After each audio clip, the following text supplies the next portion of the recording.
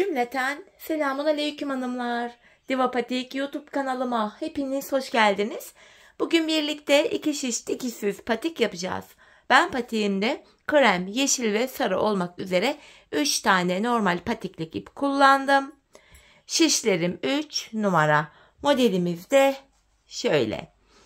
Çok güzel, çok şık, kilim deseni tarzı çok hoş bir model oldu hanımlar. Patiğimizin kenarları böyle. Ön bölümü bu şekil. Patiğimizin tabanı, arka bölümü, hiçbir yerinde dikişimiz yok.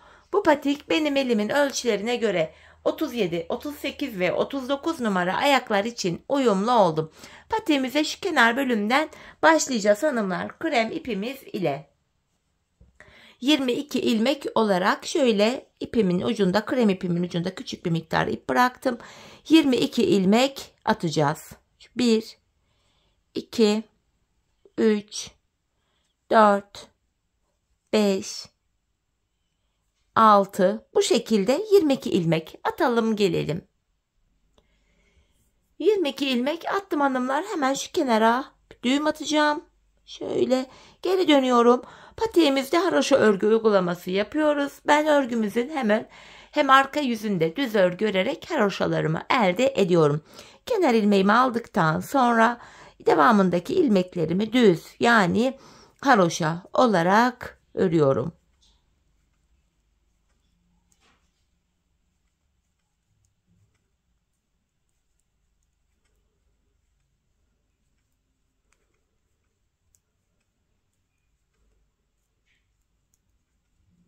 Sonuncu ilmeğimi de ördüm. Şimdi geri dönüyoruz hanımlar. Ön yüzdeyiz. Ön yüzde olduğumuzu şöyle kabul ediyorum. Şu başlangıç ipimiz eğer sol taraftaysa ön yüzdeyiz demektir. Bakın ön yüzde bir diş haroşamız oluştu. Buraya bir diş haroşa daha öreceğiz. Sonra modele başlayacağız. Ön yüzde ve arka yüzde ilmekleri düz örünce bir diş haroşamız oluyor. Şimdi ön yüzdeyiz. Sıra sonuna kadar ilmekleri örelim. Arka yüzde tekrardan örelim. Ön yüzde buluşalım.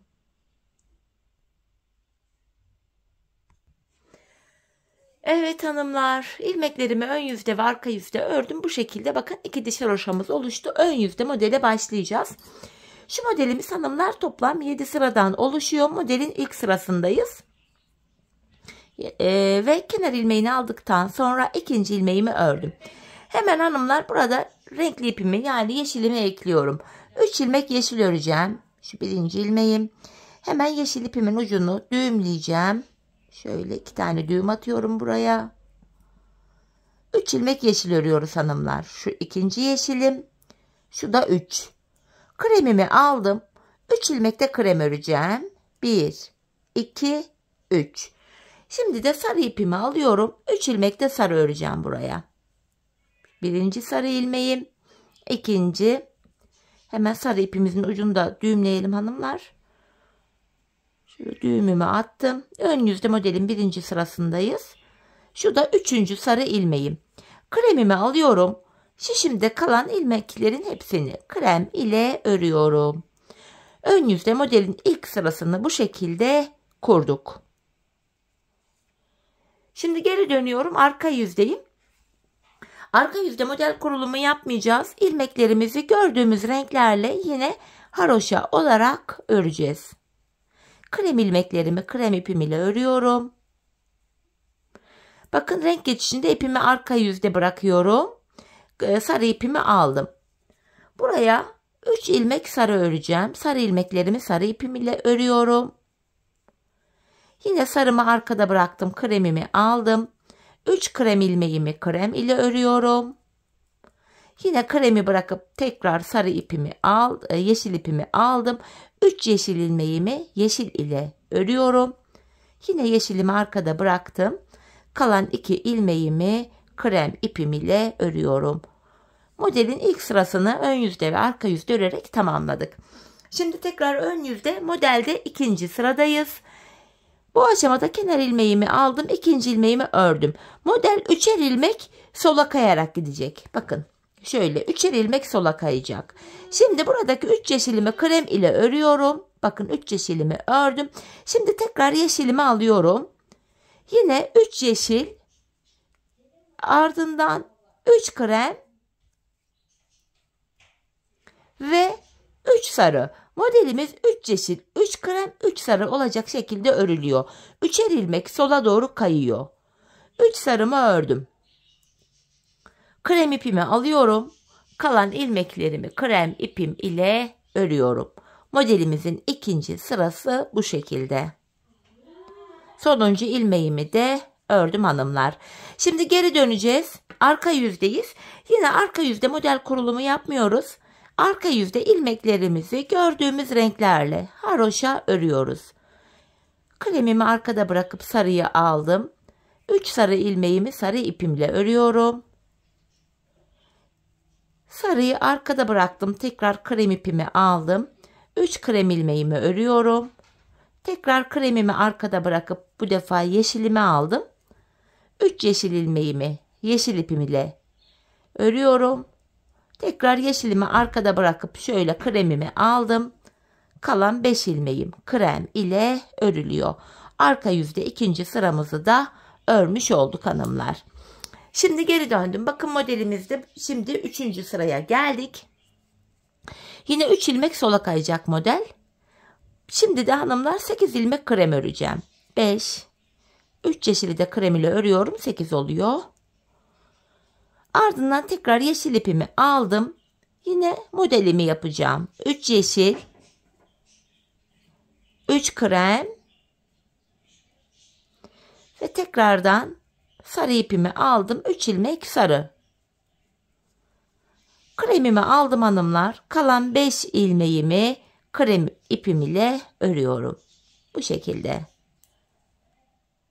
Şimdi tekrar arka yüzdeyim. Yine arka yüzde ilmeklerimi gördüğüm renklerle örüyorum. Krem ilmeklerimi krem ipim ile. 3 sarı ilmeğim var burada. Sarı ipim ile örüyorum. Tekrar kremimi aldım. 3 kremimi öreceğim. Yeşilimi aldım. 3 yeşil ilmeğimi yeşil ile örüyorum.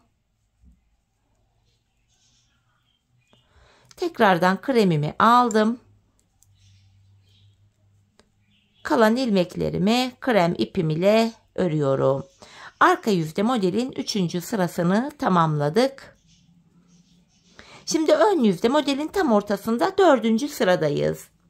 Yine modelimiz 3 ilmek sola doğru kayacak. Bu defa 11 ilmek krem öreceğim. Şu kenar ilmeği 1, 2, 3, 4, 5, 6, 7, 8. Bakın şuradaki 3 yeşili de krem ile örüyorum. 11. Şimdi tekrar yeşilimi aldım. 3 yeşil. Kremimi alıyorum. 3 krem. Ve sarıyı aldım. 3 ilmek sarı. 1, 2, 3. Ve kalan 2 ilmeğimi de sarı ile krem ile örüyorum. Modelin hanımlar 4. sırası bu şekildeydi. İlk modele 1. sırada başlarken 2 krem vardı. Modelde 4. sıradayız. Tam ortasında. Kenarda da 2 krem kaldı. Şimdi geri döneceğiz hanımlar. Arka yüzde kenar ilmeğimizi aldıktan sonra yine ilmekleri gördüğümüz renklerle öreceğiz. Kremleri krem ile, sarıları sarı, yeşilleri de yeşil ile. Bu şekilde sıra sonuna kadar örelim gelelim. Evet, arka yüzde ilmeklerimi ördüm hanımlar. Ön yüzdeyiz. Modelde 5. sıramız. Modelimiz 3'er ilmek sola kaymıştı. Artık modelimiz 3'er ilmek sağa kayacak. Şimdi zikzak şeklini vereceğiz yani. Kenar ilmeğimle birlikte toplam 8 ilmek krem ipimle örüyorum. 5, 6, 7, 8. Yeşilimi aldım. 3 ilmek yeşil. Bakın bu defa dediğim gibi model sağa doğru kayıyor. Ardından kremimi aldım. 3 ilmek krem. Ve tekrar sarımı aldım. 3 ilmek sarı. Kremimi alıyorum. Kalan 5 ilmeğim krem ipim ile örülüyor. 5. sıramızda bu şekildeydi. Yine hanımlar geri döneceğiz. Arka yüzde ilmeklerimizi gördüğümüz renklerle haroşa örelim gelelim. Evet hanımlar, yeniden ön yüzdeyiz ve modelimizde 6. sıradayız. Bu sıramızda kenar ilmeğim ile birlikte toplam 5 ilmek krem örüyorum. Yine model 3'er ilmek sağa kayıyor. Şöyle çaprazlamasına bakın, yeşilimi aldım. 3 yeşil. Tekrar 3 tane krem. Ve yine 3 ilmek sarı örüyorum. İpleri arkadan çaprazlamasını alıyorum hanımlar. Buna dikkat edelim. Kalan ilmeklerimi krem ipim ile örüyorum. Bu şekilde. 6. sıramız böyleydi. Şimdi arka yüzde ilmeklerimizi örelim gelelim. Evet hanımlar, arka yüzde ilmeklerimi ördüm. Yeniden ön yüzde modelde 7. ve sonuncu sıradayız. Modelin 7. sırası bakın ilk sırasıyla aynı.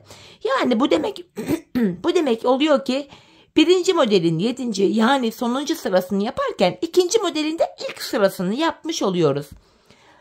7. sıramız yani ikinci modelde ilk sıramız. İlk modeli nasıl yapmıştık başlarken ilk sırada? Kenar ilmeğimi aldıktan sonra ikinci ilmeğimi ördüm. Şöyle yeşilimi alıyorum. Yine kremin altından geçirerek 3 tane yeşil. Yanına 3 tane krem. Ve sarı ipimi aldım. 3 ilmek sarı. Tekrar kremimi alıyorum. Kalan ilmeklerimi krem ipim ile örüyorum hanımlar. Bu şekilde.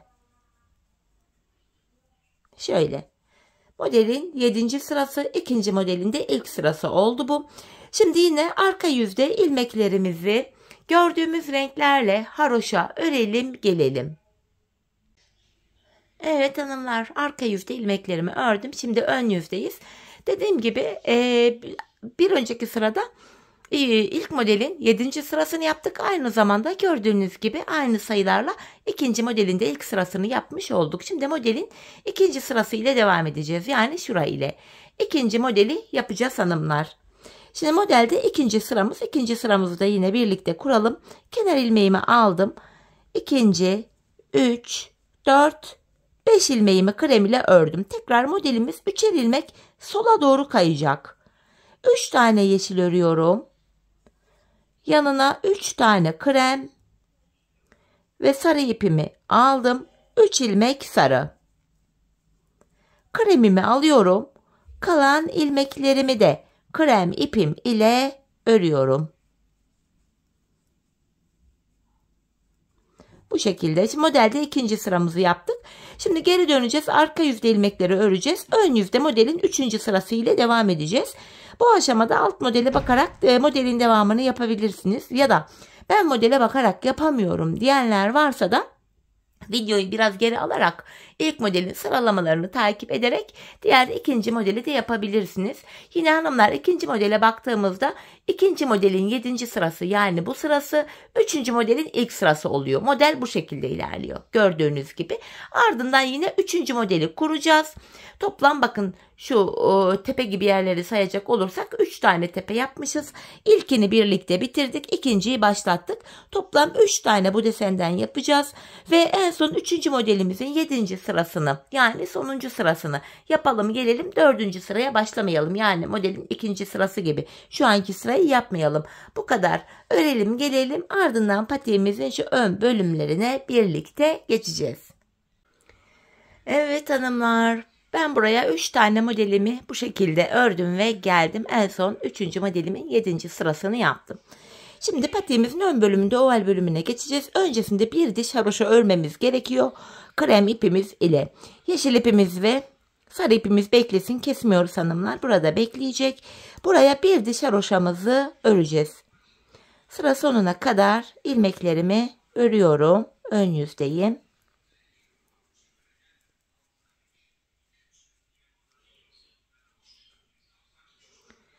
Geri dönüyorum. Arka yüzdeyim. Arka yüzde de yine kenar ilmeğimi aldıktan sonra ilmeklerimi öreceğim. Sıra sonuna kadar.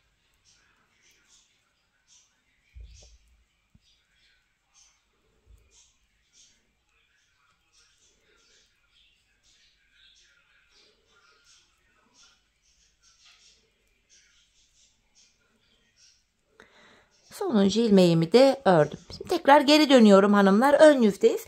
Artık patiğimizin şu bölümünde oval bir görüntü oluşturabilmek için dilimimiz var. Bu ilk dilim, bunu yapacağız.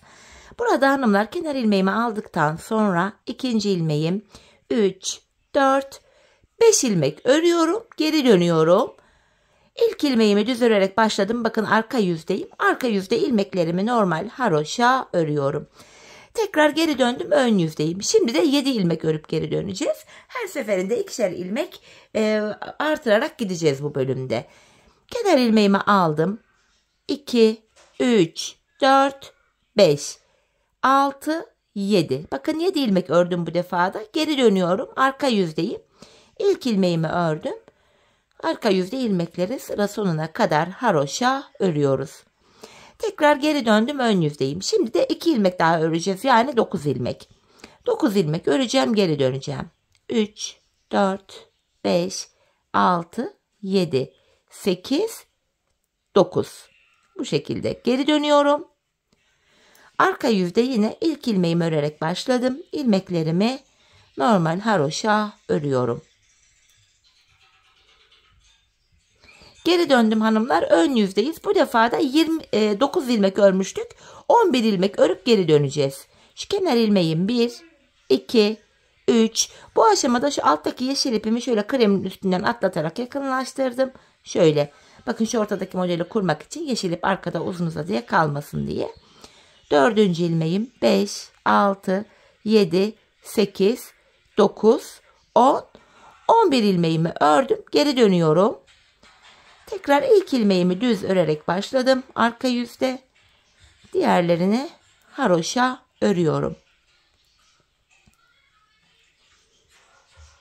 Yeniden geri döndük. Şimdi 2 ilmek daha öreceğiz. 13 ilmek olacak hanımlar. Kenar ilmeğimi aldıktan sonra ikinci ilmeğim 3, 4, 5, 6, 7, 8. Hemen şurada hanımlar bakın sarı ipimizle yaklaştıralım. Şöyle kremin üstünden atlatarak yaklaştırdım. 9, 10, 11, 2 ilmek daha örüyorum. 13 oldu. Tekrar geri dönüyoruz. Yine arka yüzde ilk ilmeğimi örerek başladım. Diğerlerini haroşa örüyorum.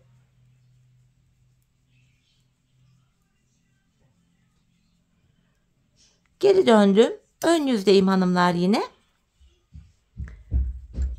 Şimdi de 15 ilmek örüp geri döneceğiz. Kenar ilmeğimi aldım. 2, 3, 4, 5, 6, 7, 8, 9, 10, 11, 12, 13. 2 ilmek daha öreceğim. 15. Geri dönüyorum.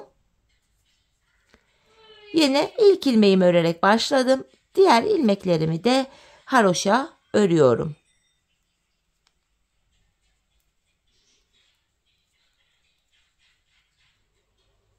Tekrar geri döneceğiz hanımlar. Şimdi 2 ilmek daha öreceğiz. 17 ilmek olacak burada.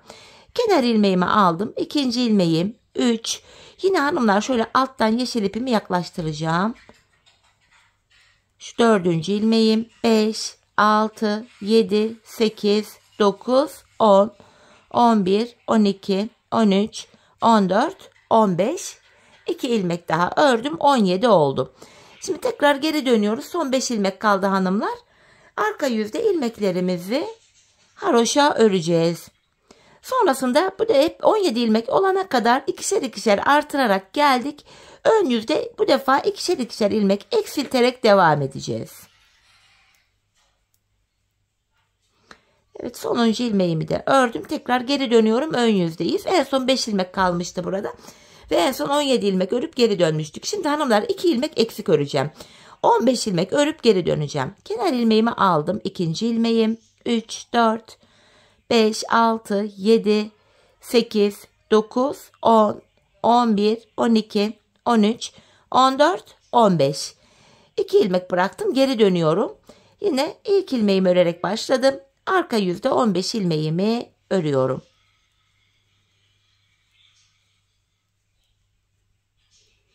Sonuncu ilmeğimi de ördüm. Tekrar ön yüzdeyiz. Şimdi 2 ilmek daha eksilteceğim hanımlar. En son 15 ilmek örüp dönmüştüm. 2 ilmek daha eksiltiyoruz. 13 ilmek. Kenar ilmeğimi aldım. İkinci ilmeğim 3, 4, 5, 6, 7, 8. Bu defa şu sarı ipi de yaklaştıralım hanımlar. Şöyle. 9. ilmeğim 10, 11, 12, 13 ilmek ördüm. Geri dönüyorum. Arka yüzde tekrar ilmeklerimizi haroşa örüyoruz.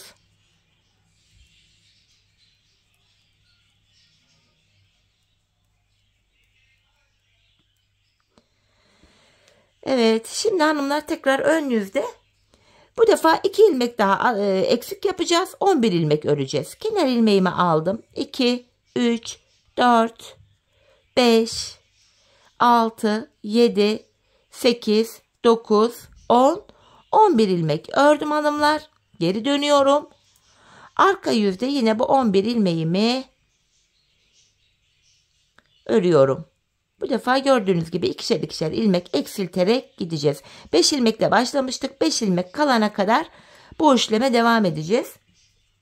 Şimdi tekrar ön yüzdeyim. 2 ilmek daha eksik öreceğim. Yani 9 ilmek öreceğim şimdi de. 3 ilmek ördükten sonra yine yeşilimi yaklaştıracağım. Şu 4. ilmeğim. 5, 6, 7, 8, 9 ilmek ördüm. Geri dönüyorum.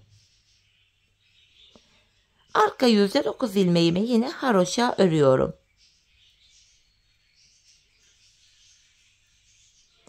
Tekrar ön yüzdeyim.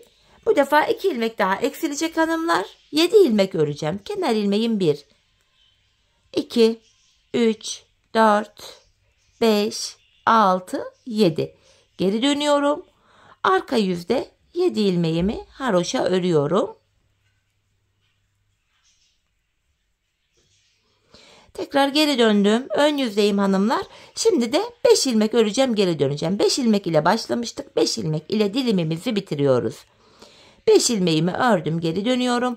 Yine arka yüzde bu 5 ilmeğimi normal haroşa örüyorum hanımlar. Evet, bakın patiğimizin şu bölümündeki ilk dilimi bitirdik. Şurada oval bir görüntümüz oluştu.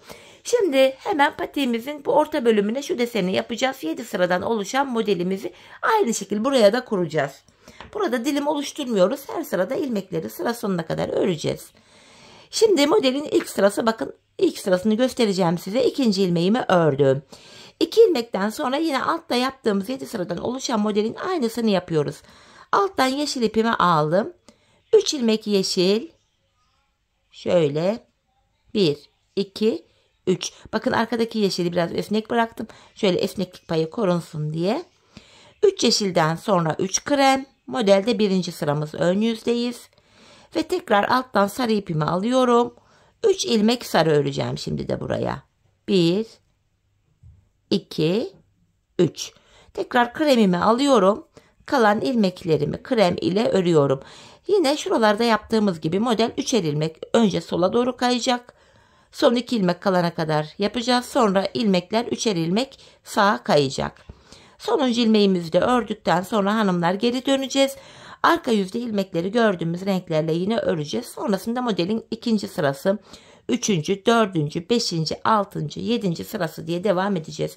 Buraya 3 tane model kurmuştuk. Buraya 7 sıradan oluşan modelimizi tek seferliğine kuracağız hanımlar.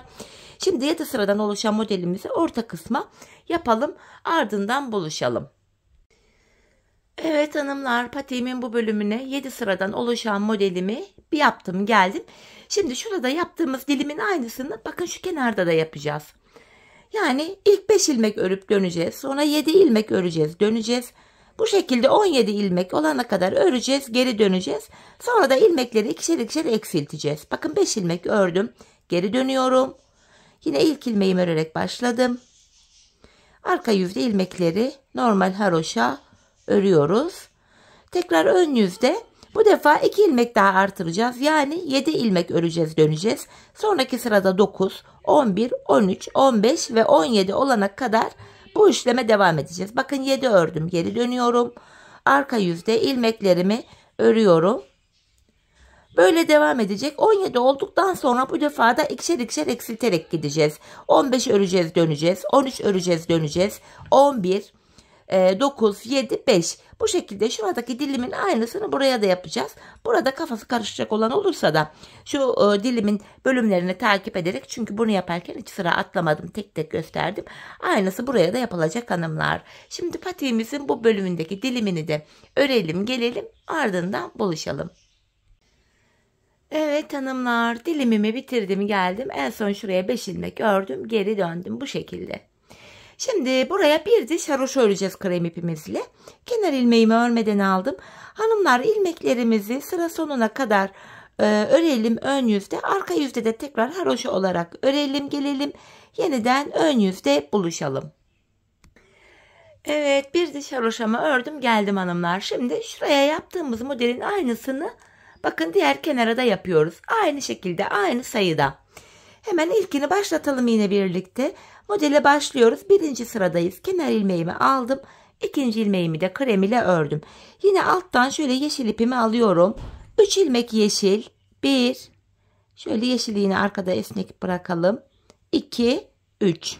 Yanına 3 tane krem. Ve tekrar sarı ipimi alıyorum. Şöyle 3 ilmek de sarı öreceğim. Modelin ilk sırası. Bu şekilde. 3 ilmek sarımı ördüm. Tekrar krem ipimi alıyorum. Kalan ilmeklerimiz krem. Bu şekilde hanımlar modelin ilk sırasını kurmuş olduk.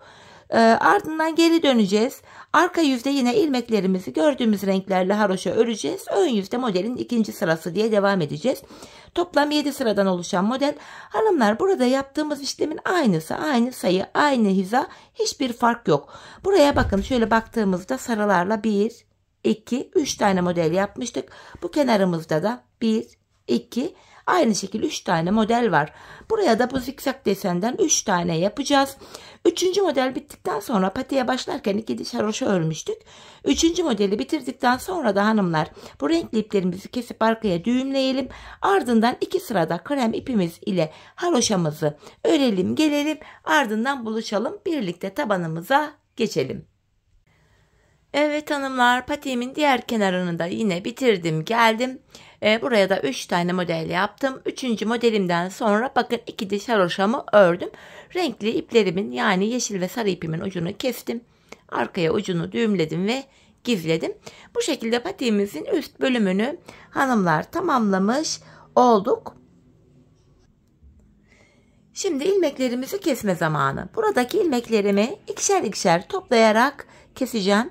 Biraz gevşek bir kesim yapacağız. Bol, esnek bir kesim olacak. Patiğimizin arka topuk bölümünü örerken bu kesim yaptığımız kenar ilmek yerleri var. Şöyle V şeklinde.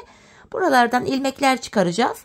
İlmekleri rahat, kolay bir şekilde çıkarabilmek için gevşek kesim yapmamızda fayda var. İlmeklerin tamamını keseceğiz hanımlar.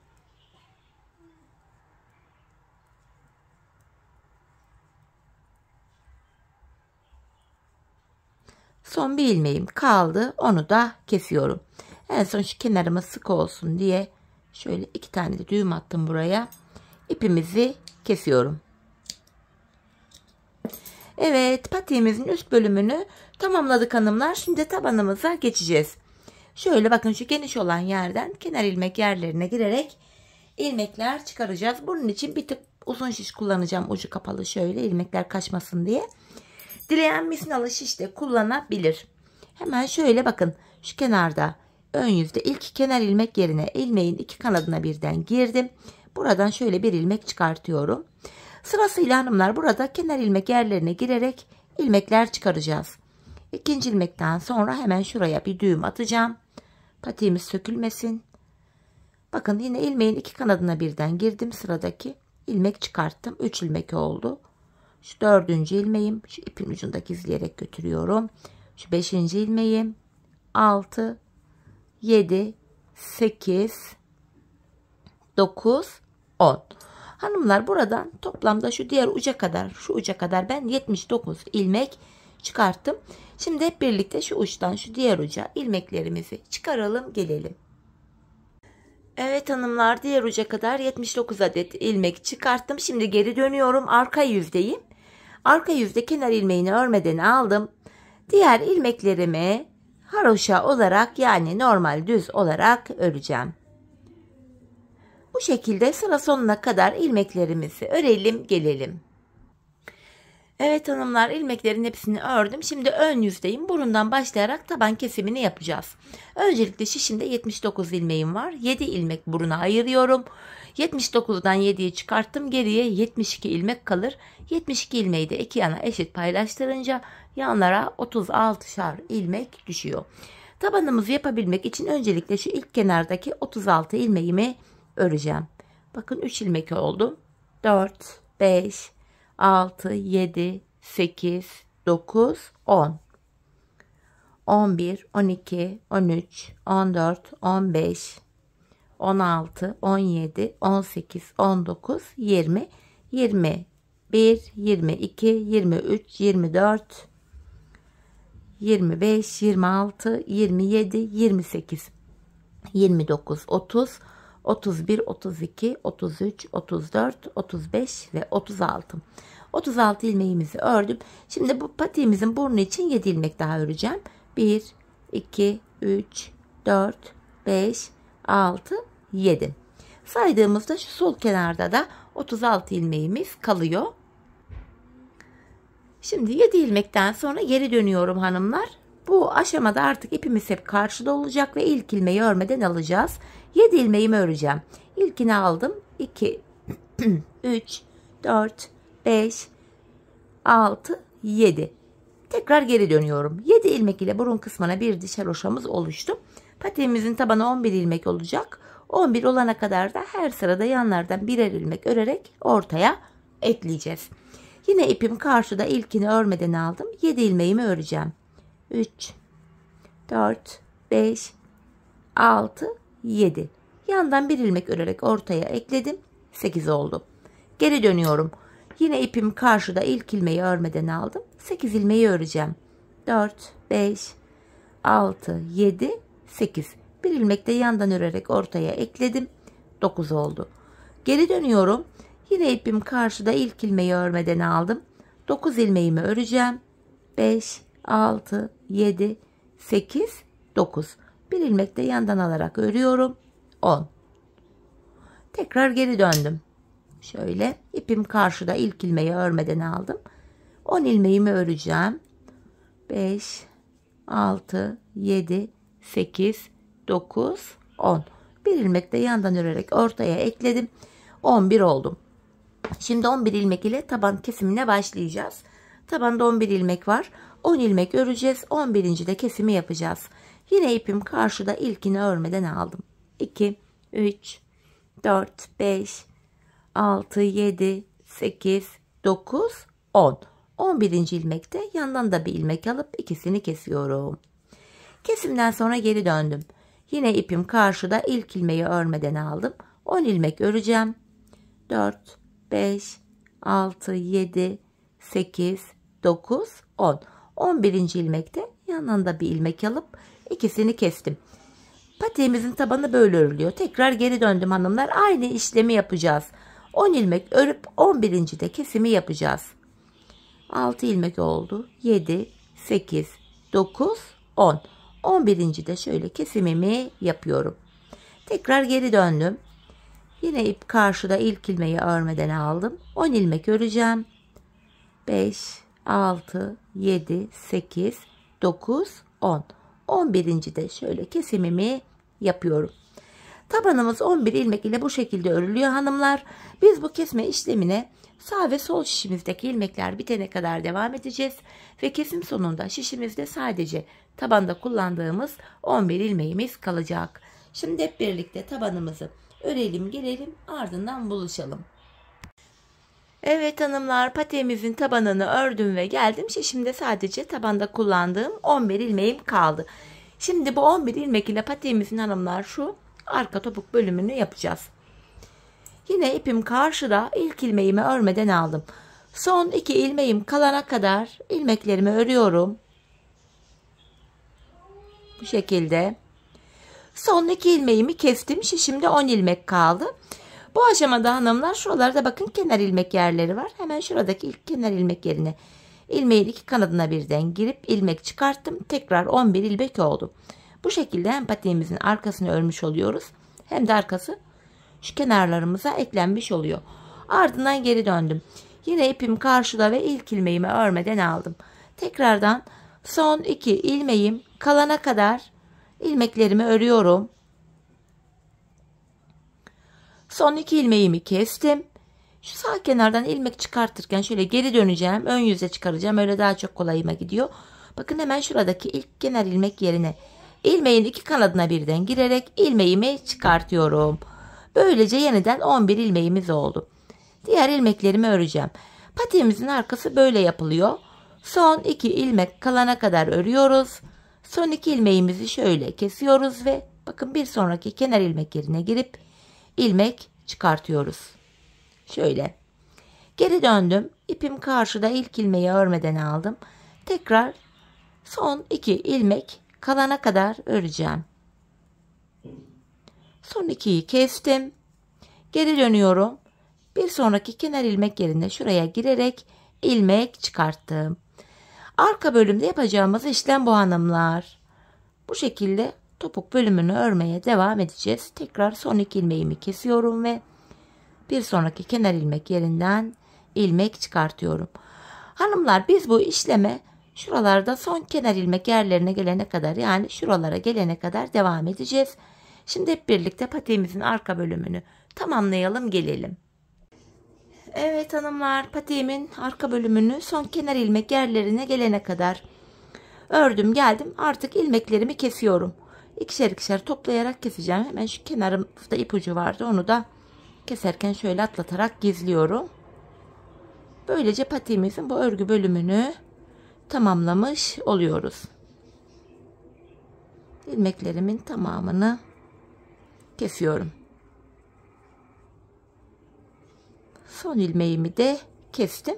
Hemen şurada tümsek bir görüntü oluşmasın diye hemen şöyle tığım ile dibine batarak burayı düzleştiriyorum. Bakın şöyle. Bir tane de zincir çekip ipimizi kesiyorum. Evet, patiğimizi bitirdik. Hemen şuradaki iplerimizin uçlarını önce gizleyelim. Bir de kenar oyamız var hanımlar, tek sıradan oluşan. Şimdi onu yapacağız. Patiğimizin boğaz kısmı derli toplu düzgün görünsün diye kenar oyası gideceğiz bir sıra. Şöyle öncelikle ucumuzu gizliyorum. Bu gizleme işlemine de önem verelim hanımlar. Yoksa ayağı giydikten sonra bu ipler dışarı çıkar ve hoş bir görüntü olmaz. Patiğimizin içi dışı tertemiz görünsün. Evet, patiğimizin örgü bölümünü tamamladık. Hemen şöyle kenar oyamızı yapacağız. Ben kenar oyam için sarı ipimi tercih ettim. Şöyle tığımı alıyorum. Elinize uygun herhangi bir tığ kullanabilirsiniz. Öncelikle şöyle bir ilmek oluşturdum. Topu kesimini yaptığım yerden itibaren şöyle ilmeğimi hanımlar buraya sabitleyeceğim. Şu bölümde kesim yapmıştım. İlmeğimi sabitliyorum. Şöyle yapacağız hanımlar. İpimi tığıma doluyorum. Hemen sıradaki kenar ilmek yerine ilmeğin 2 kanadına birden batarak ilmek çıkartıyorum. Tığımdaki 3 ilmeği topluyorum. İpimi tığıma doluyorum. Kenar ilmek yerine batarak ilmek çıkartıp tığımdaki 3 ilmeği topluyorum. Kenar oyamızı bu şekilde yapıyoruz hanımlar.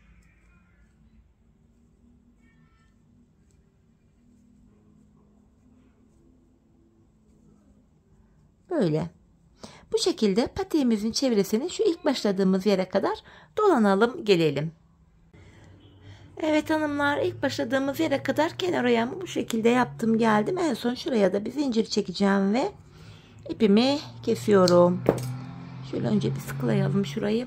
Tekrar bu sarı ipimin ucunu da sarı ilmek aralarına girerek gizleyeceğim. Şöyle.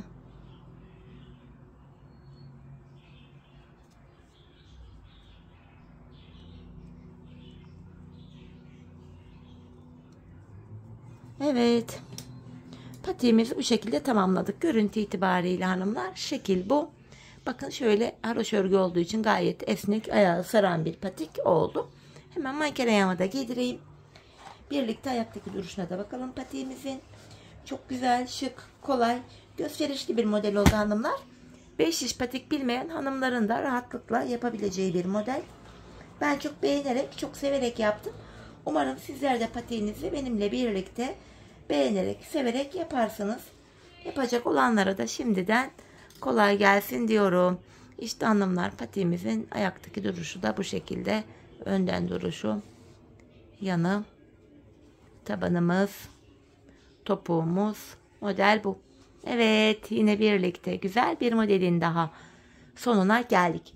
Umarım sizlere faydalı, hoş bir video olmuştur. Yeni modellerde, Yeni videolarda buluşmak dileğiyle. Şimdilik hoşça kalın, sağlıcakla kalın.